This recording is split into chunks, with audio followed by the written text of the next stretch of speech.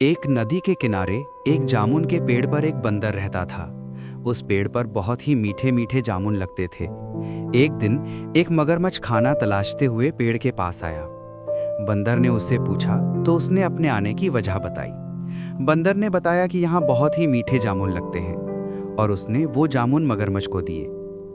उसकी मित्रता नदी में रहने वाले मगरमच्छ के साथ हो गई। वो बंदर उस मगरमच्छ को रोज खाने के लिए जामुन देता रहता था। एक दिन उस मगरमच्छ ने कुछ जामुन अपनी पत्नी को भी खिलाए। स्वादिष्ट जामुन खाने के बाद उसने ये सोचकर कि रोजाना ऐसे मीठे फल खाने वाले का दिल भी खूब मीठा होगा, उसने अपने पति से कहा कि उसे उस बंदर का दिल चाहिए और वो इसी जिद पर अड़ गई। उसने बीमारी का बहाना बनाया और कहा कि जब तक बंदर का कलेजा उसे मिलेगा वो पाएगी।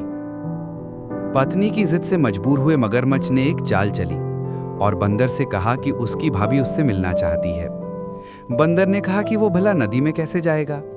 मगरमच्छ ने उपाय सुझाया कि उसकी पीठ पर बैठ जाए ताकि सुरक्षित उसके घर पहुंच जाए। बंदर भी अपने मित्र की बात का भरोसा कर पेड़ से नदी में कूदा और उसकी पीठ पर सवार हो गया। जब वे नदी के बीचों बीच पहुंचे, मगरमच्छ ने सोचा कि अब बंदर को सही बात बताने में कोई हानि नहीं और उसने भेद खोल दिया कि उसकी पत्नी उसका दिल खाना चाहती है।